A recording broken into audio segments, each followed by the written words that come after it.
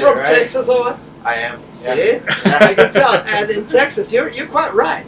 In Texas, they say, you lie. You lie, Jon Roth. You know? I want to make sure. And I said, no, I'm not a liar. Yeah. And so this is cute. So, Uli, yeah. Uli with two. Uli, yes, yeah. Uli. There it is, but yeah. But it's different in every country, you know. Some in France it's Ulrich. Yeah. And sometimes it's Uli, sometimes it's Uli or Uli. It's different in every language. I mean. Awesome. I don't know about that, but it's certainly true. Awesome. Okay, let's go for it. Okay, all right, we are good. Yeah. Hi, this is Kevin Blunk with Heavy Metal Television. I'm sitting here with Mr. Uli Jon Roth. How are you doing today? Doing great. Awesome. How's your current tour? So far, so good. It's gone very, very well. That's good. Happy about the first 6 shows. Today, number 7, I think, and lots more to come because we're like on a 2-month stint, you know. And at the moment, we're in the south, which is great, you know. But let's see what the weather's like in Canada, you know, in the middle of February. I don't know. That's gonna be cold. I've seen it all. I hope. Awesome. So I know you recently just got an 8-string guitar. Can you tell us a little bit about that? Yeah, it's really an 8-string nylon, basically a classical flamenco guitar. Okay. You know, a sky guitar, just like this one. Looks pretty much like it, but it has a much wider neck. And an 8 strings because it gives me it has 2 extra bass strings, so it gives me like a lot of different keys that I can play in resonant, you know, because not all keys sound equally good on a classical guitar, and that's to do with the open strings, you know, and having 2 more bass strings opens up a whole new realm. I've had so much fun since I've had this guitar since October.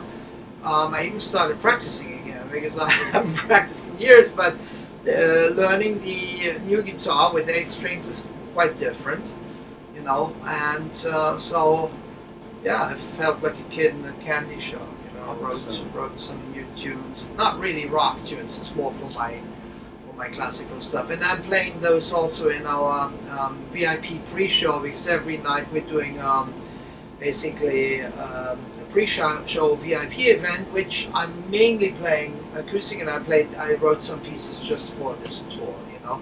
In fact, one of them I wrote about our dear friend Elliot Dean Rubinson, who just passed away last week, tragically, and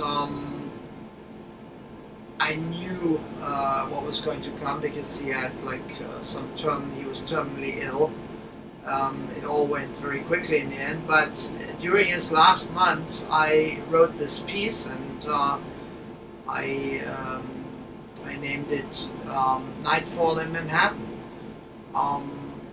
And it's quite a long journey on exploration of this new 8-string guitar, you know. I've never really written a piece like it. I don't know where it came from, but as soon as I started working on it, I knew that's for Elliot, you know, and I'm playing it every night. And awesome.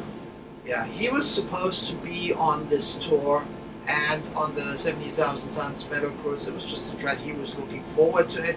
He loved touring, he loved playing. He was the greatest guy, the sweetest guy. He had it all. He was a really good musician on stage, and he was like my favorite person on this tour bus. You know, whenever there was a problem, everybody came to him asking for advice, and he always knew the right answers. He was almost like a big daddy, although he was my age, you know. A complete loss, irreplaceable loss. That's also that's the reason why now one of our guitar players, because normally with 3 guitars for this tour, Nicholas has now become our bass player. Luckily, he is such a good musician, he's doing a great job, you know, so he sings and plays bass.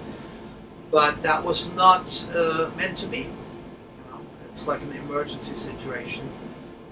And yeah, I think you know, musically we're not really suffering because we still have two guitars and the keyboards, and it all works out fine. But yeah, everybody misses Elliot. Yes, and of course, for those who don't know, Elliot was actually the CEO and owner and president of Dean Guitars, and these guitars. He was the one who persuaded me to go public and actually put them on the market, because I was very reluctant for many years. The Sky guitars were so personal for me, and he said, no, you gotta do this, and he gave me good reasons to do it, you know. And in fact, the main reason was that I would get to have new prototypes and be able to even develop it further. So, you know, we took it to, during these I think 7 years or whatever it was. We started in 2010. We really experimented a lot and with the guitars and got them to you know, highest possible level for me now. Yeah. And that was thanks to Elliot. He talked me into it.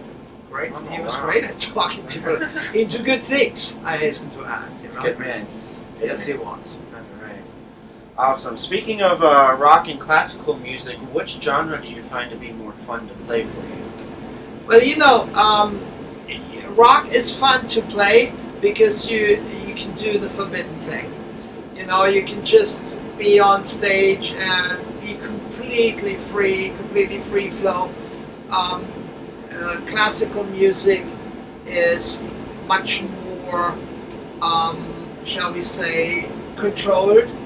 You need to be 100% on the case. There's no margin for error when you're performing. And so it's really almost like two different worlds. For me, the greatest thrill is to bring these almost opposites together. So some of my most memorable and thrilling shows for me personally were the ones where I got to play with orchestra, and I love that the most. It's the greatest challenge to make an electric guitar blend with all these beautiful violins, you know, because the violin has a tradition of 400 years.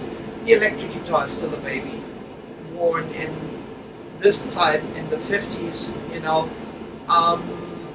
It's got a long way to go, but over the years I think I found a way where I was able to manage to blend with the orchestra without sounding embarrassing and ridiculous. Because if you plug in a normal electric guitar on a normal amp and then have an orchestra play with it, the guitar simply does not sound good enough, at least not to my ears. It's like the Beauty and the Beast, you know. And so I had to find a way to make that bridge sonically, and it took me quite a few years to find that sound. You know, there were quite a few obstacles to overcome. Yeah. So how do you come up with a set list for, say, a tour or even the next show? Well, each tour is different, of course, but with this tour it was relatively easy because I had to pick from 5 years of Scorpion songs that I was heavily involved in, and had written many of these, or co-written, and so I really just looked at the original albums, sometimes which I hadn't done in many years. I looked at the backside, I looked at the song list, and then most of them just popped out, and I said that one, you know. So I picked really my favorites from that period, and we have maybe a pool of, I don't know, 20, 25, and from that pool the best ones that worked the best live got distilled, and then those are the ones that we're performing now. Okay. Really, you know, give or take. I mean, the program will vary each evening slightly, and we have quite a few bits that are totally improvised, but the main songs, like the highlights of that era, you know, like We'll Burn the Sky and then Trance, Fly the Rainbow, Says the Sharon, they're always there, you know. And I have to say the audiences seem to be loving it, and you know, I was actually very surprised by the positive response, because it was just like the Sky guitar, the Scorpions Revisited thing was actually something I got talked into, because at first I didn't know if it was a good idea for me to go back and play like shows with mainly that material. But a couple of my friends said, go and try this, you know, and I did, and it worked beautifully. And for me, it was also an eye-opener to get back into that old stuff with a vengeance, and to put a completely new spin on a lot of it, you know. So it was surprising to see how well it stood the test of time for most pieces, and it's really nice to see how particularly some pieces are going straight to people's hearts night after night, and of course they a lot of the audience, they grew up with that kind of stuff, you know, and that's different to hearing a new song. You know, if I had like a whole show of all new songs, no matter how good they are, you know, it's very difficult to get the same, to touch people in exactly the same way. You know, I've realized that. So I'm enjoying it a lot. Awesome, that's good. And then I know the road can get crazy sometimes, and you've been on the road for quite some time. What are some of the most bizarre things you've seen on the road? I have seen a lot of bizarre things, but I think a lot of other bands have seen more bizarre things than I have, because for good reason.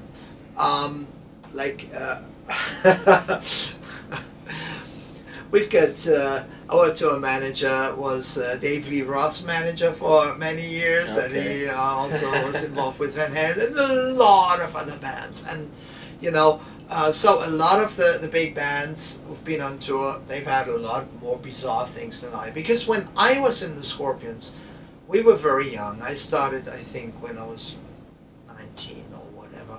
By the age of 21, I had the whole rock star thing behind me. I was actually then, I stopped drinking on stage, and I was like, actually a good boy, you know. We didn't do any drugs, you know, other than coffee, and so we were all actually very well behaved in that band, almost boring. And I was music driven, music and ideas driven, and I come from a kind of protected background, so I don't like things to go too decadent. I've never thrown anything out of the window. I've never thrown a beer bottle against the door. I'm sorry to disappoint, you know. I've never driven a bike into the hallway of a Sheraton or into a swimming pool. Now, the Scorpions, after I left, they started touring so much, and it became bigger and bigger and bigger. I'm sure things got a little bit out of hand, you know. I mean, Rudolph used to be a little bit of a prankster. I remember one day we had one of our roadies, and Rudolph used to like to play practical jokes. The poor guy went into his room, and this was in England at the time when central heating was not yet fully there. He actually took, you know, one of these, it wasn't a fire hydrant, it was actually an oven, like that. He put it to the poor guy's bed. And the same guy, I remember, this was inane, but it worked. The same guy, I think we shared a room, and Rudolph was just hiding in this cupboard, basically like a ghost, but the guy was so scared. It was a I've never told this story before, but I've seen bizarre things, you know, but those were some of the more bizarre ones. Okay. I haven't seen really anything ugly, and I'm glad about that, you know. And also the reason is because in every single band that I've had afterwards, after the Scorpions, I always make sure I only get people involved who are kind of cool and nice people. You know, I don't like aggression around me, or people who really don't know how to interact socially with other people.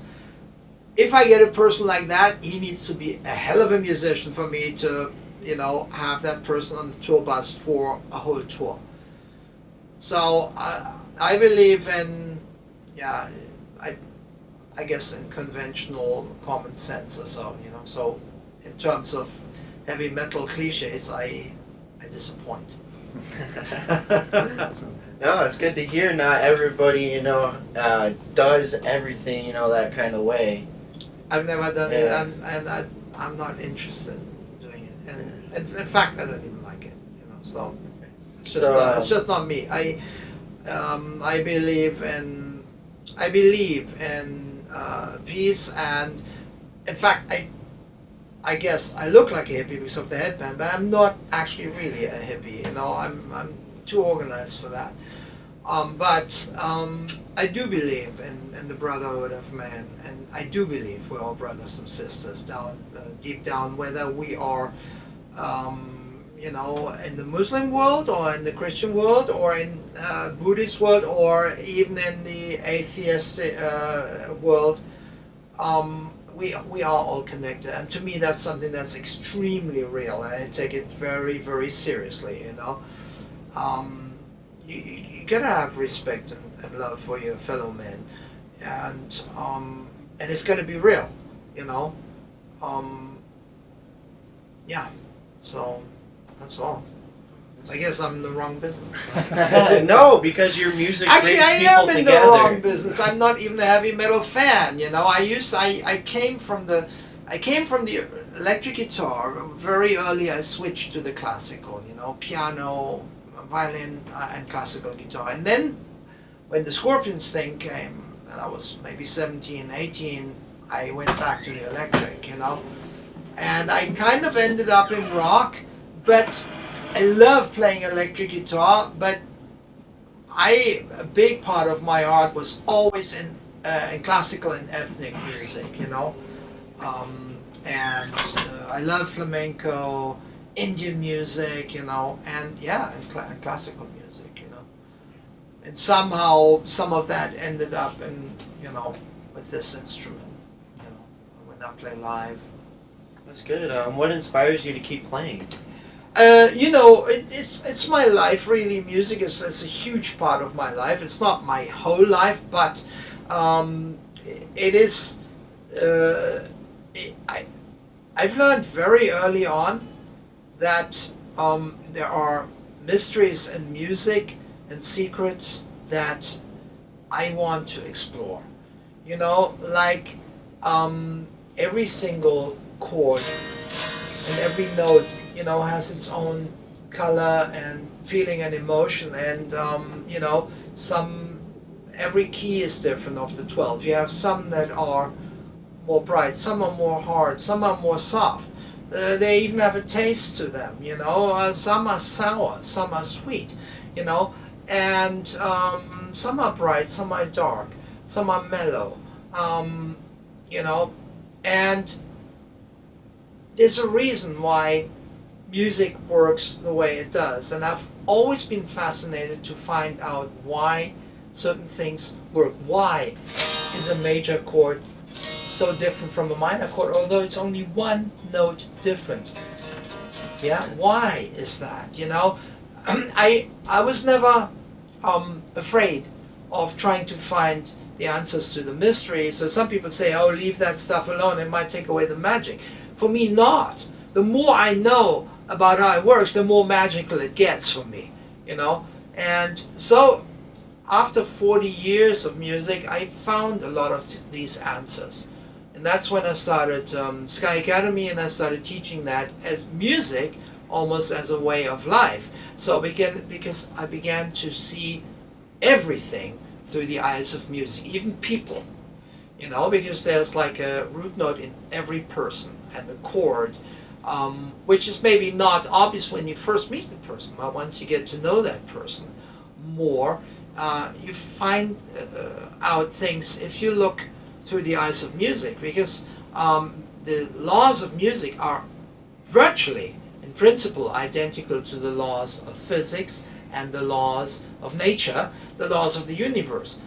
Like, our body works according to musical principles, as does our mind, as does our soul. And to me, that's fascinating to make the cross relations between that. You know, the yin and yang, the plus and the minus. Music is all about plus and minus, and it's not always plus minus plus minus plus minus 1 2 1 2 1 2. No, it's plus plus minus minus minus plus minus minus plus plus. Sounds a little crazy, but once you understand how that works, you know, you understand the flow of these energies, a lot of things start making sense in a very powerful way. And you can unlock a lot of these secrets that are deep down in music. And all it takes sometimes is to listen to a single note and go way down deep, you know. And that's what I've found a long time ago. To listen like really deep into the center of the note, you find amazing things there. And then how beautiful it gets once you have 2 notes, 3, 4. Then they start to go on a journey. Just like our life is like a journey through the octave of music, you know, starting on the root note and ending in the higher octave. You know, death and birth are basically just like that. It's just like the same octave, but you have to travel the journey in between. And that journey follows the laws of music in every life. But every life has a different melody. You got to find your melody, you know, and every person needs to find their melody and their own destiny, and then somehow make it work, you know. And it's fascinating. At least I find that. That's good. All right. Well, thank you for your time. I don't want to hold you up for too long. You're totally welcome. You're totally welcome.